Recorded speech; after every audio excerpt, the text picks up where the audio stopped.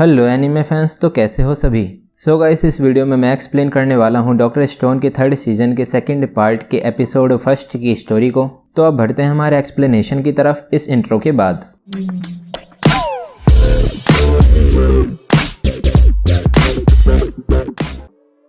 तो episode first के start में सेंकू कहता है कि अब उसका साइंस एक्सपेरिमेंट पूरा होने वाला है, जिससे वो रिवाइवल फ्लूइड बना रहा होता है। तभी सुइका कहती है कि इस प्लेटिनम को ढूंढने के लिए कोहाकू और स्पाई टीम ने बहुत हार्ड वर्क किया था।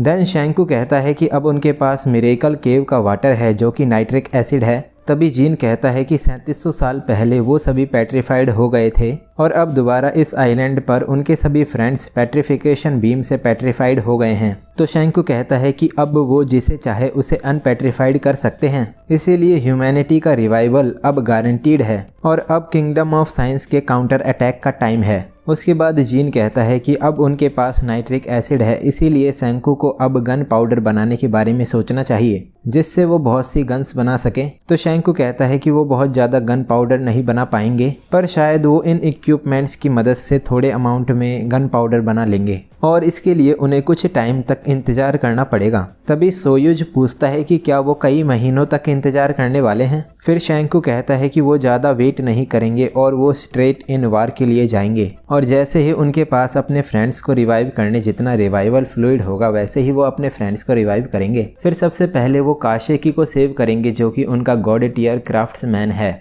जिससे काशेकी ड्रोन पर वर्क कर सके। देन वो सभी शिप पर काशेकी को ढूंढते हैं। तभी सुइका देखती है कि कुछ वॉरियर्स काशेकी को समुद्र में फेंक देते हैं और सुइका शैंकू को इसके बारे में बताती है। तो शैंकू कहता है कि उनके एनिमी के लिए ये सब यूजलेस रॉक्स हैं। फिर जीन कहता है कि वो अपने फ्रेंड्स को वेल गार्डेड वार जोन के बीच में सेव नहीं कर सकते हैं, पर ये उनके लिए एक अच्छी अपॉर्चुनिटी है क्योंकि वो अब समुद्र के नीचे जाकर अपने फ्रेंड्स को वापस ला सकते हैं। तभी सोयुज कहता है कि क्या वो अपने फ्रेंड्स के पेट्रीफाइड टुकड़े ढूंढ पाएंगे जो कि समुद्र में कहीं पर भी हो सकते हैं। तो सुइका कहती है कि उन्हें रियुसुई की जरूरत है, जो कि वाटर करंट्स के बारे में जानता है, पर रियुसुई को तो इबारा अपने साथ इनर पैलेस में ले जा रहा होता है। फिर इबारा कहता है कि इसके कपड़े बहुत फैंसी हैं और शायद ये ही घुसपैठियों का बॉस है। उसके बाद इनर पैलेस में इबारा सभी गर्ल्स से बोलता है कि उसके पास उन सभी के लिए एक सैड न्यूज़ है कि शायद उन सभी गर्ल्स में से कोई एक इन्वेडर है, इसीलिए उन सभी को मिलकर इन्वेडर गर्ल को बाहर निकालना होगा। फिर इबारा कहता है कि अगर वो इस स्टैचू के साथ फ्रेंड्स नहीं हैं तो उन्हें इस स्टैचू के टूटने पर कुछ भी नहीं होना चाहिए। देन एक गर्ल पेट्रीफाइड रियुसुई के हैंड को ब्रेक कर देती है।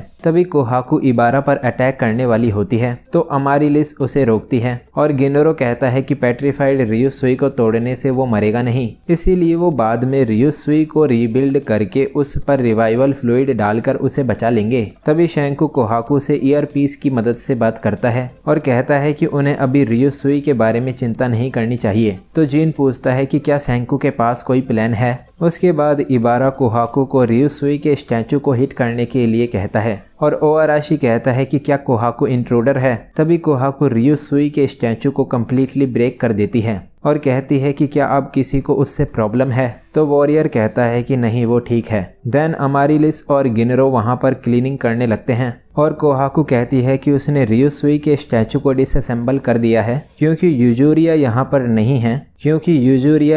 नहीं है, इसीलिए वो रियुसुई के स्टैचू को रिस्टोर नहीं कर पाते अगर ये लोग उसे डस्ट बना देते तो। फिर कोहाकू मोटर कार की मदद से रियुसुई के स्टैचू के टुकड़ों को शैंकू के पास भेजती है। तो जीन कहता है कि क्या कोहाकू उन्हें रियुसुई के स्टैचू को पीसेस में भेजेगी। तभी शैंकू कहता है कि इसके अलावा वो और क्या कर सकते हैं और वो रियुसुई को इस तरह से पेट्रिफिकेशन के प्रिजन से फ्री करेंगे। फिर जीन शैंकू को साइको बताता है। उसके बाद कोहाकू मोटर कार में रियुसुई के स्टैचू के टुकड़ों को भेज रही होती है और कहती है कि रियुसुई अनपेट्रीफाइड होने के बाद कहेगा कि वो पहला पर्सन है जो कि रिवाइवल फ्लूइड से 2 बार रिवाइव हुआ है। तो गिनरो कहता है कि शायद रियुसुई ऐसा ही कहेगा। फिर शैंकू और अदर्स मिलकर रियुसुई के स्टैचू को असेंबल कर देते हैं। तभी सुइका बोलती है कि रियुसुई ने उसे पेट्रिफिकेशन बीम से बचाया था और क्योंकि एनिमी ने रियुसुई की फेवरेट कैप्टन की हैट ले ली है, इसीलिए उसने रियुसुई के लिए एक पेपर की हैट बनाई है। देन सुइका रियुसुई को हैट पहनाती है। फिर शैंकू रियुसुई पर रिवाइवल फ्लूइड डालता है जिससे रियुसुई का स्टैचू चमकने लगता है और उसके क्रैक्स भी सही हो जाते हैं।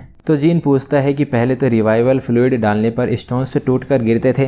तभी शैंकू बताता है कि कई हजार साल के बाद बॉडी का सरफेस बहुत पुराना हो जाने की वजह से दोबारा सेल्स में नहीं बदलता है, जिससे वो टूटकर नीचे गिर जाता है। पर रियोसुई के लिए तो पेट्रीफाइड हुए कुछ दिन ही हुए हैं, इसीलिए उसके सभी सेल्स दोबारा रिवाइव हो जाएंगे और ये रियल डीपेट्रिफिकेशन रिएक्शन है। देन रियोसुई रिवाइव हो जाता है और कहता है कि वो पहला पर्सन है जो कि रिवाइवल फ्लूइड से 2 बार रिवाइव हुआ है। तो शैंकू कहता है कि हाँ, वो ही फर्स्ट पर्सन है। तभी रियोसुई कुछ देखकर कहता है कि उन्हें इस वक्त स्टैचू ढूंढने हैं। तो शैंकू उसे हाँ बोलता है और रियोसुई बड़ी जल्दी सिचुएशन को समझ जाता है। फिर रियोसुई सुइका को बैटलफील्ड का अकेला सर्वाइवर बताता है और सुइका किंगडम ऑफ साइंस में एक अकॉम्प्लिश्ड वॉरियर है। देन रियोसुई कहता है कि उसे करंट सिचुएशन का एक रफ आइडिया है और वो सभी पेट्रिफिकेशन वेपन को कैच करने की कोशिश कर रहे हैं जैसे ही एनिमी उसे फेंकेगा। और क्या वो सही है? तो शैंकू कहता है कि वो ड्रोन से पेट्रिफिकेशन वेपन को कैच करेंगे, जिसका रियोसुई को कोई आइडिया नहीं होता है। फिर जीन देखता है कि शिप पर बहुत कड़ी सिक्योरिटी है और इबारा के साथ टॉप वॉरियर मोज भी वहां पर है।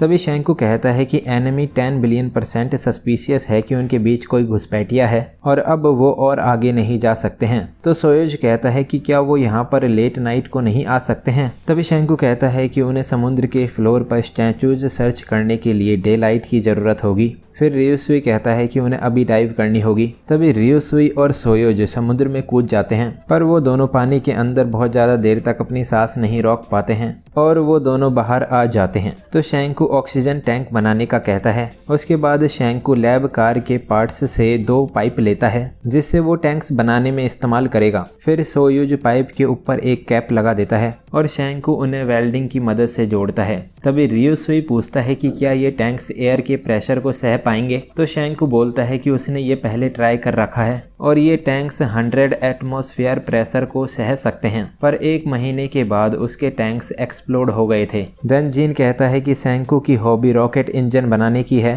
फिर शैंकू ऑक्सीजन स्टोर करने के लिए टैंक्स बना देता है। तभी रियोसुई टैंक्स को बेकार बताता है। तो शैंकू कहता है कि वो कासेकी नहीं है, वो तो बस एक एमेच्योर क्राफ्ट्समैन है। देन शैंकू कहता है कि उन्हें एक पंप और चाहिए होगा और क्या वो इंजन पिस्टन का यूज करके इसे बनाए। तभी शुइका कहती है कि शैंकू लैब कार के सभी पार्ट्स को ले लेगा और जीन कहता है कि लैब कार की ये हालत देखकर कासेकी रोने लगेगा। तो शैंकू कहता है कि उन्हें कासेकी को अंडर एस्टिमेट नहीं करना चाहिए, वो वापस आकर सभी पार्ट्स को दोबारा से रीबिल्ड कर देगा। फिर शैंकू पंप की मदद से टैंक्स में हवा भरता है।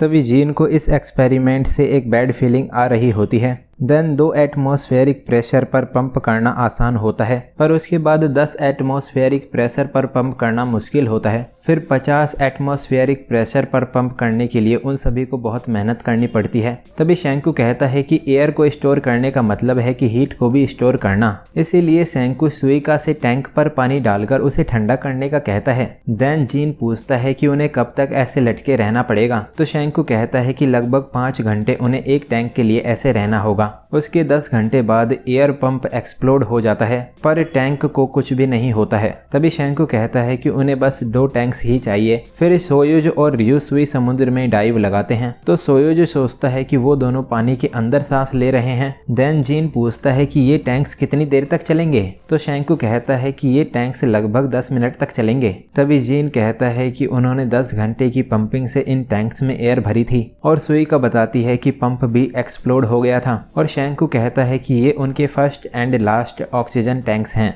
इसीलिए उन्हें कासेकी को समुद्र के फ्लोर पर ढूंढकर उसे बचाना होगा। फिर रियोसुई सोचता है कि 10 मिनट्स काफी नहीं हैं और उन्हें कुछ हिंट चाहिए। तभी सोयुज रियोसुई को बताता है कि एनिमी ने सरफेस से इस डायरेक्शन में स्टैचूज को फेंका था। तो रियोसुई सोयुज को अमेजिंग बताता है कि उसे ये डायरेक्शन याद है और सोयुज को अपनी स्मॉल एज की बातें भी याद होती हैं, जो कि कोई ऑर्डिनरी बात नहीं है। फिर सुइका कहती है कि रियोसुई समुद्र को अच्छे से जानता है, इसीलिए वो सभी को ढूंढ लेगा। तभी रियोसुई वहां पर वायलेंट रिप करंट को फील करता है और इस करंट ने ही सभी पीसेस को अपने साथ कैरी करा होगा। देन रियोसुई सभी स्टैचूज को ढूंढ लेता है और रियोसुई सभी मेंबर्स को मैसिव ड्रैगो रिवार्ड देने का कहता है। तभी सोयुज 3 जेलीफिश को सरफेस पर भेजता है और शैंकू समझ जाता है कि रियोसुई ने सभी को ढूंढ लिया है। तो सुइका बोलती है कि अब वो सभी को रिवाइव कर लेंगे। देन शैंकू कहता है कि उन्हें सबसे पहले अपने क्राफ्ट्समैन कासेकी को रिवाइव करना होगा। तभी रियुसुई कासेकी को उठाने लगता है, पर कासेकी मिट्टी में पूरी तरह दबा होता है, जिससे वो दोनों मिलकर भी कासेकी को नहीं निकाल पाते हैं। फिर जिन कहता है कि ये टाइम है कि रियुसुई उन्हें स्टैचू को खींचने का सिग्नल दे। तभी शैंकू एक एवरेज मेल की ब्रीथ को ध्यान में रखकर बची हुई ऑक्सीजन को कैलकुलेट करता है और शैंकू रॉप की मदद से रियुसुई को बताता है कि उसके पास 4 मिनट्स की ऑक्सीजन बची है। फिर सोयुज कहता है कि कासेकी मिट्टी में फंसा है और उसे निकालने में कई घंटे लगेंगे। तभी रियुसुई सोचता है कि कासेकी के बिना वो और ऑक्सीजन टैंक्स नहीं बना सकेंगे, जिससे वो वापस सी के फ्लोर पर नहीं आ पाएंगे, इसीलिए ये उनका ओनली चांस है कासेकी को सरफेस पर ले जाने का। फिर रियुसुई अपने क्रू मेंबर्स की स्ट्रेंथ यूज करने का कहता है और रियुसुई रस्सी की मदद से शैंकू को मैसेज देता है। तभी जिन रियुसुई के मैसेज को डिकोड करता है और रियुसुई के मैसेज में एक वर्ड फू होता है, तो जिन फू वर्ड के कोड को फ्लूइड बताता है और रियुसुई को रिवाइवल फ्लूइड चाहिए। देन शैंकू रिवाइवल फ्लूइड को रस्सी के एंड पर बांध देता है और रियुसुई को रिवाइवल फ्लूइड मिल जाता है। तभी रियुसुई ताइजू को रिवाइव करने के लिए जाता है, तो सोयुज सोचता है कि रियुसुई अंडर वाटर में रिवाइवल फ्लूइड कैसे यूज करेगा। फिर रियुसुई अपने ऑक्सीजन टैंक से एयर बाहर निकालता है, जिससे वो ताइजू पर रिवाइवल फ्लूइड डाल सके। तभी रियुसुई देखता है कि ताइजू का एक आर्म मिसिंग है, तो सोयुज ताइजू का एक आर्म ढूंढकर उसकी बॉडी से लगा देता है। देन रियुसुई रिवाइवल फ्लूइड को ताइजू पर डालता है, जिससे ताइजू रिवाइव हो जाता है, पर वो समुद्र के अंदर सांस नहीं ले पाता है। तभी रियुसुई अपने आप को और ताइजू को सेम स्पेस में लाकर ऑक्सीजन टैंक से एयर रिलीज करता है और उससे कासेकी को लेने का कहता है। फिर ताइजू एक ब्रेथ लेकर के ऑक्सीजन टैंक को रियुसुई को दे देता है। देन ताइजू अपनी टीम से इशारों में बात करता है। उसके बाद वो सभी मिलकर कासेकी को मिट्टी से निकाल लेते हैं। फिर ताइजू कासेकी को सरफेस पर ले आता है और शैंकू ताइजू को वेलकम करता है। सो गाइस, यहाँ पर डॉक्टर स्टोन के 3rd सीजन पार्ट 2 का एपिसोड फर्स्ट एंड हो जाता है। तो अब अगर आपको ये वीडियो अच्छी लगी हो तो इस वीडियो को एक लाइक कर देना। मैं मिलता हूँ आपसे नेक्स्ट वीडियो में। Thanks for watching.